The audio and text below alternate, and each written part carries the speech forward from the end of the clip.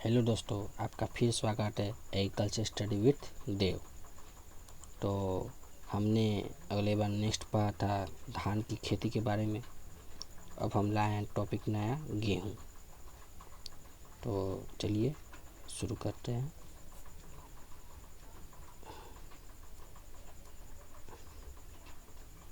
गेहूँ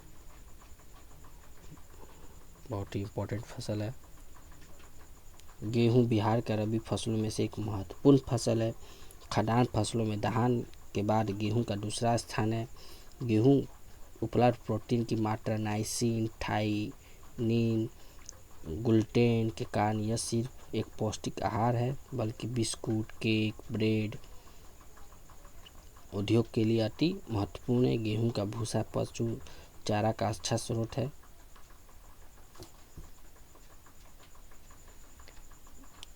स्रोत है। गेहूं ट्रेटिकम स्टाइबम बोला जाता है, बॉटनिकल नेम। उत्पत्ति एवं विकास। प्रागैतिहासिक सभ्यताओं के अवशेषों से पता चलता है गेहूं का उत्पत्ति स्थल दक्षिण पश्चिम एशिया होगा। इराक के जारमो विश्व के सबसे पुराना गांव में से एक। गेहूं के कर्बनयुक्त दाने पता चलता है। संभवतः गेहूं की खेती प्रारंभ यहीं से हुआ था। ऐसा माना जाता है कि भारत में आर्यों द्वारा गेहूं लाया गया था। उसी समय से भारत में गेहूं की खेती की जा रही है।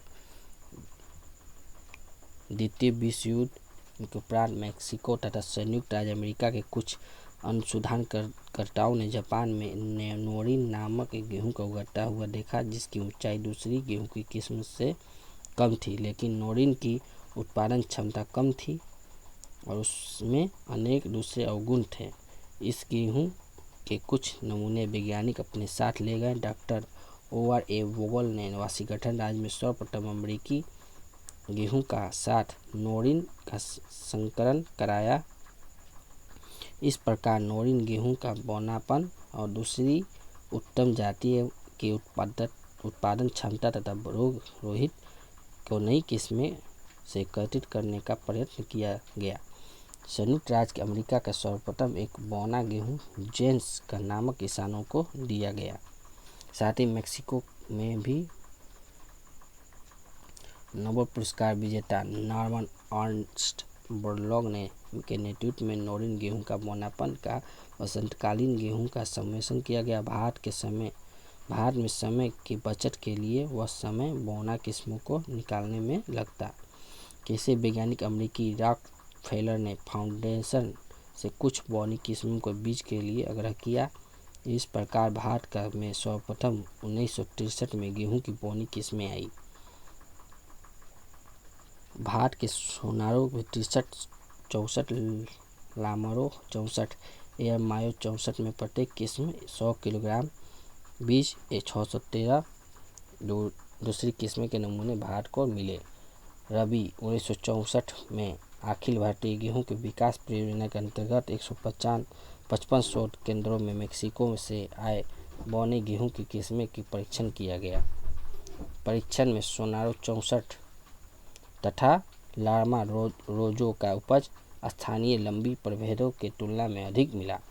1965 में सोनारो 64 लार्मा रोजो के बीज की किसानों को प्रत्यक्ष हेतु दिया गया। इसके साथ ही गेहूं की किस्में का विकास सोनालिका, कल्याण, सोना आया। 1970 में यूपी 301, हीरा तथा लाल बहादुर किस्में का विकसित किया गया। प्रत्येक वर्ष में गेहूं की बौनी किस्में का विकास देश के कृषि जलवायु क्षेत्र के लिए हिसाब में से निरंतर किया जा रहा है।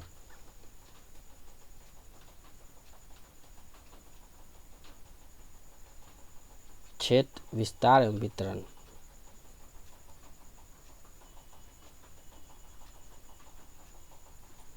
बिहार के सभी जिलों में गेहूं की कुल खेती लगभग 22 लाख हेक्टेयर भूमि में किया जाता है। कुल उत्पादन 60 से 65 लाख टन के आसपास रहता है। उत्पादकता का लगभग 2800 से लेकर 3000 किलोग्राम हेक्टेयर रहता है। बिहार में रोहतास, पूर्वी चंपारण, सिवान, मुजफ्फरपुर, सारण, मधुबनी, बक्सर, नालंदा, भोजपुर, गोपालगंज में आदि गेहूं के उत्पादन प्रमुख जिला है। गेहूं के उत्पादन पर मौसम का प्रभाव स्पष्ट रूप से दिखता है। बिहार में गेहूं के क्षेत्रफल, उत्पादन एवं उत्पादकता देख लेते हैं।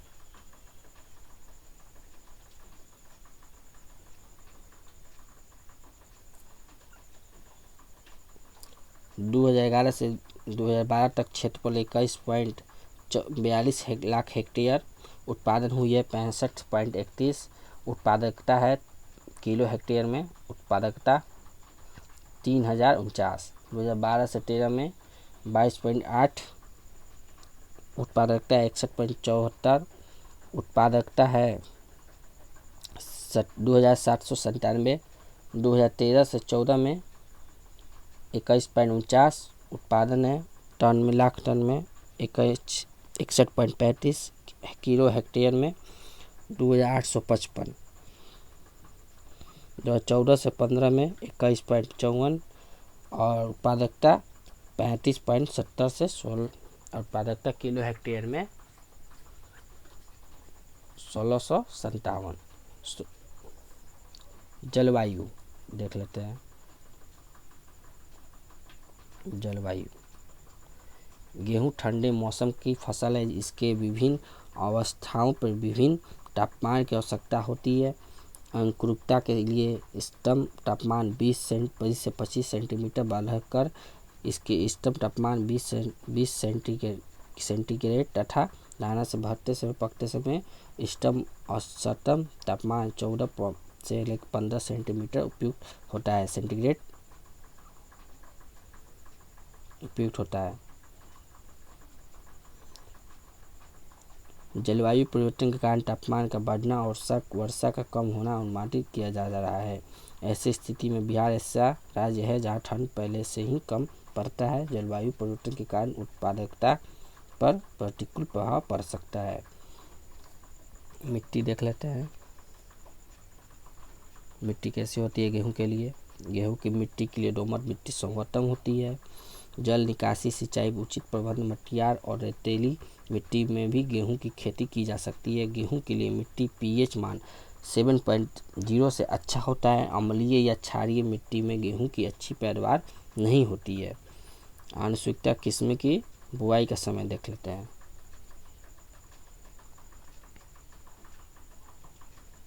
गेहूं की खेती का मूल रूप से 2 परिस्थितियों में है।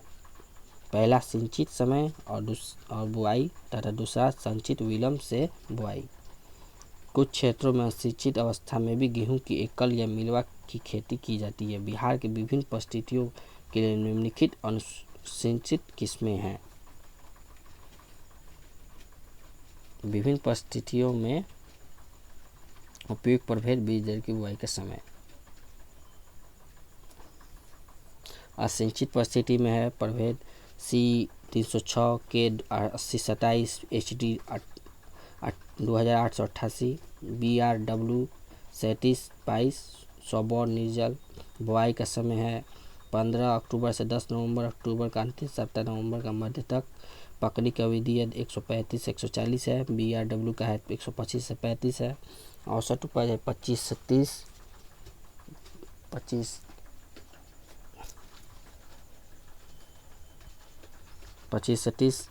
125 बीज दर है 125 से कटार 20 सेंटीमीटर। सिंचित समय बुआई के 9107 के 360 PBW 343 PBW 44 HD 2733 HUW 468 HP 1731 HP 1761 RW 3413 HD 2824 HD 2967 DBW 39 CBW 38 राज 4120 के 1970 BRW 3708 सबौर समृद्धि। इसका बुआई का समय 15 नवंबर से 30 नवंबर तक। 15 नवंबर से 30 नवंबर तक। पकने की अवधि 125 से 30, 125 दिन से 130 दिन। औसत उपज है 40 से 50, बीज दर 125 और कटार से कटार की दूरी है 20। BRW 78 सबका वही है 15 नवंबर से 30 नवंबर तक ही है। 120 से 25 इसका ही हो जाएगा। पकने का विधि, उपज क्विंटल 40 से 125 20 है। सिंचित के लिए है DVW14, HD 2985, HI 1563, NW 02036, HW 2045, PBW 373, WR 544, BRW 100 और 10 दिसंबर से इसका बुआई का समय दिसंबर तक अंत तक होता है। 15 से 31 दिसंबर तक होता है। पकने की विधि है 105 से 110, 42 से 45 है। 150 बीज दर है। कतार से कतार की दूरी है 18। शस्क्रियाएँ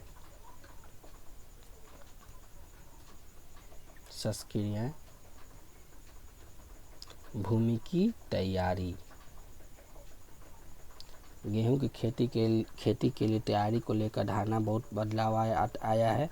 पहले मिट्टी को मैदा की तरह बहुत भुरभुर बनाने हेतु अनेक जुताई की जाती थी। अब गेहूं की खेती की मात्र 1 या 2 जुताई करने से ही अगर खेत में खरपतवार रहित हो जाए तो भूमि पर्याप्त नमी रहे तथा बीज की आसानी से समान दूरी गहराई बुआई हो जाए पर्याप्त है। खरीफ की फसल कटाई के बाद खेत को बिना जुताई किए हुए शून्य जुताई मशीन से गेहूं की बुआई का प्रचलन बढ़ा है।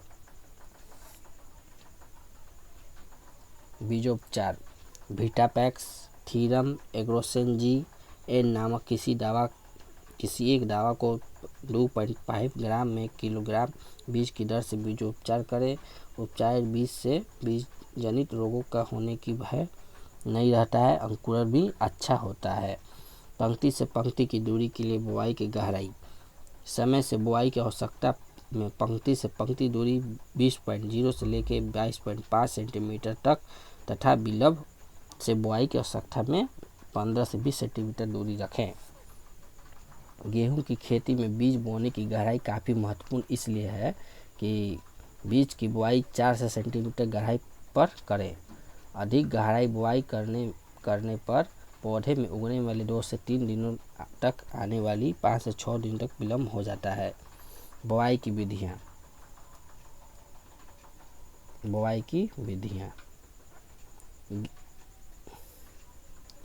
गेहूं में मुख्यतः छिटकावा सीड ड्रिल एवं शून्य जुताई मशीन द्वारा किया जाता है। छिटकावा विधि।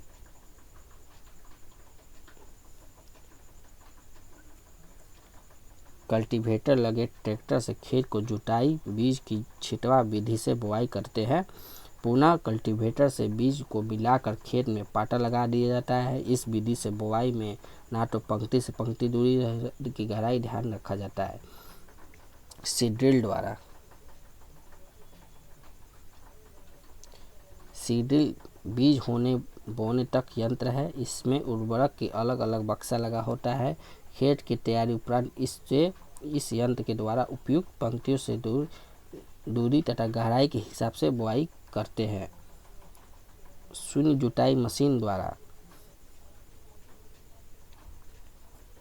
सीड ड्रिल मशीन की तरह ही जुताई मशीन भी बुआई का कार्य करता है। फर्क सिर्फ इतना ही है कि इस यंत्रों में बुआई करने से पूर्व खेत की जुताई आवश्यकता नहीं होती है। यंत्र में हल के फाल ही जगह ब्लेड लगा रहता है जिससे मिट्टी को चीरता है और खाद तथा बीज की बुआई उपयुक्त स्थान पर हो जाता है। यंत्र के द्वारा बीज गिरने का दर तथा गहराई आवश्यकता अनुसार बुआई की पूर्व व्यवस्थित कर लेना आवश्यक है। बुआई के बाद खेत को पाटा लगाना आवश्यकता नहीं होती है।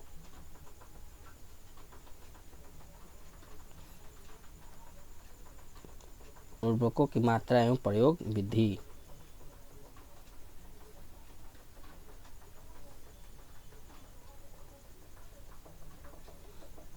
संचित समय पर बुआई।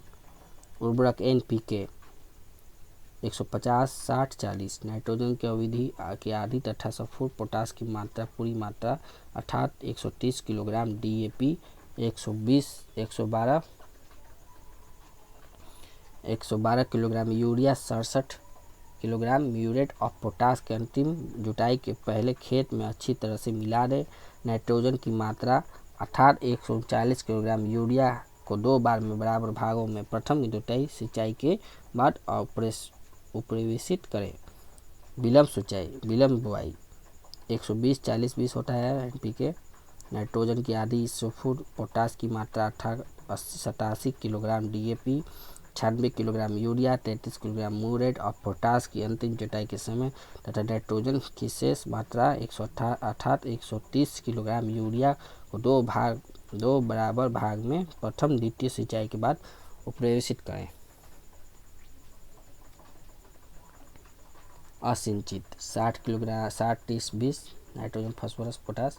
नाइट्रोजन सुपर पोटास की मात्रा 66 किलोग्राम डीएपी, 106 किलोग्राम यूरिया तथा 33 किलोग्राम म्यूरेट ऑफ पोटास के अंतिम जुताई के समय खेत में छींट दें। वर्षा होने पर खरीफ फसल 20 किलोग्राम नाइट्रोजन, 45 किलोग्राम यूरिया हर हेक्टेयर के दर से उपवेशित करें। सिंचाई एवं जल प्रबंधन। गेहूं की अच्छी पैदावार के लिए आवश्यकता है कि समय से पहले की सिंचाई की जाए। आमतौर पर बिहार में 3 से 4 सिंचाई की आवश्यकता पड़ती है। गेहूं के हमेशा हल्का सिंचाई करने की आवश्यकता तथा खेत में 6 से 8 घंटों बाद पानी दिखाई ना पड़े, अन्यथा अधिक जल जमाव के पीले पड़ जाएंगे और उसमें शोषण की क्रिया अस्थायी रूप से रुक जाएगी। जल की सिंचाई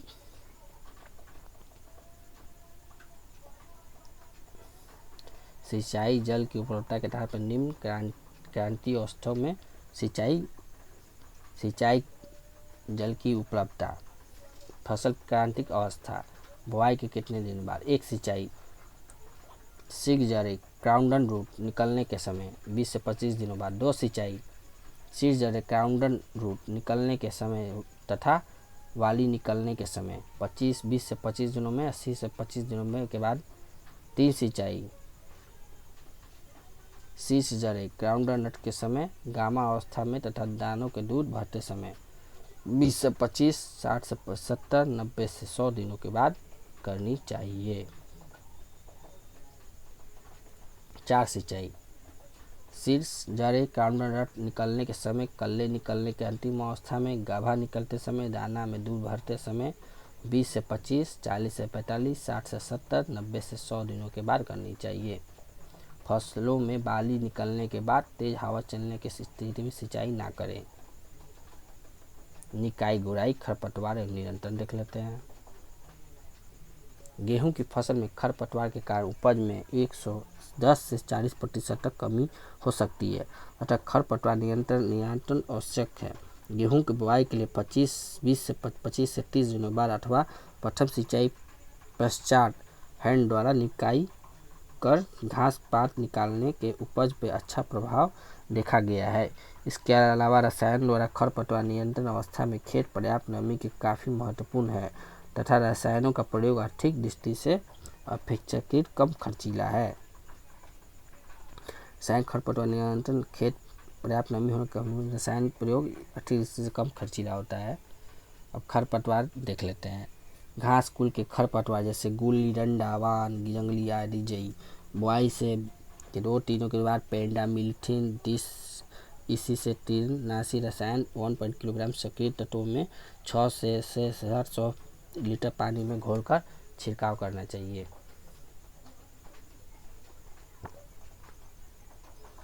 सरकारी सकरी पत्ते वाले खरपतवार बुआई से 20-25 दिनों के बाद आइसोप्रोटान 25W 1 किलोग्राम, सक्रिय तत्व 2 किलोग्राम दवा 600 से 700 लीटर पानी में घोलकर प्रति हेक्टेयर के दर से छिड़काव करना चाहिए। चौड़ी पत्ते वाली खरपतवारें 2,4-D स्टाइल स्टर लवन नामक ट्यानी रसायन 500 किलोग्राम, सक्रिय तत्व 600 से 700 लीटर पानी में घोलकर प्रति हेक्टेयर की दर से बुआई एवं 25 किलोग्राम दिनों के बाद छिड़काव करना चाहिए। कार्बोट्रेटोजेटन की 20 ग्राम, सक्रिय तत्वों में 50 ग्राम दवा की मात्रा से 600 से 700 लीटर पानी में घोलकर प्रति हेक्टेयर की दर से छिड़काव इसका करना चाहिए। चौड़ी पट्टी वाले खरपतवार के साथ बन गेहूँ भी बोला जाता है इसको। सल्फोसुल्फोरान का 25 ग्राम, सक्रिय तत्व 35 ग्राम दवा 600 से 700 लीटर पानी में घोलकर प्रति हेक्टेयर के दर से 22 से 25 दिनों के बाद छिड़काव करना चाहिए। संकरी एवं चौड़ी पत्ती वाले खरपतवार 2,4-D 0.5 ग्राम आइसोप्रोटान सक्रिय तत्व में 600 से 700 लीटर पानी में घोलकर प्रति हेक्टेयर की दर से 22 से 25 से 30 दिनों के बाद छिड़काव करना चाहिए। जीरो टिलेज गेहूँ खरपतवार प्रबंधन ग्लाइफोसेट दवा 1.0 किलोग्राम तथा 2 से 4 DE 38 EC 600 ग्राम हेक्टेयर से 22 से 700 दिन पहले 500 से 600 लीटर पानी में घोल छिड़काव करना चाहिए। छिड़काव हेतु फ्लैटफेड नोजल नामक प्रयोग करना चाहिए। कीट एवं विधि प्रबंधन फसल के नाम गेहूँ है, फसल का नाम वीट बोला जाता है। कीट विधियाँ गेहूँ के काजरा कीट, इसका पेयोटिक रोग कारक है एग्रोसिटिन इक्लासिना। लक्षण छोटे पौधे में विभिन्न जगह काट कर हानि पहुंचाते हैं। क्लोरोफाइरीफॉस 20 EC से बीज उपचार 80 से मिलीलीटर 80 ग्राम बीज करके बुआई करनी चाहिए। गहरी फसल में आक्रमण होने के कारण क्लोरोफाइरीफॉस 3 लीटर हेक्टेयर प्रति हेक्टेयर की दर से छिड़काव करना चाहिए। यही है आपका गेहूं का कजरा कीट यही है।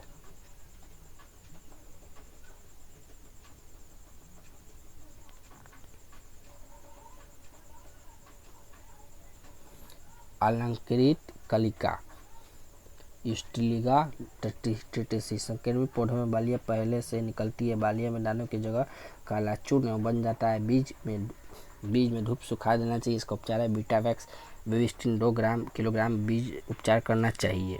कटाई एवं दौनी देख लेते हैं।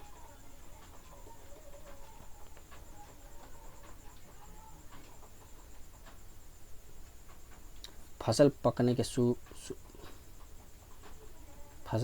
सुबह के समय ही कटाई करनी चाहिए। कटाई के उपरांत जल दौनी कर बीज को अलग कर लेना चाहिए। भंडारण में रखने से पूर्व बीज को अच्छी तरह से धूप में सुखा ले तथा बीज हेतु रखी जाने वाली किस्में में दावे से उपचारित भंडारण कर लेना चाहिए।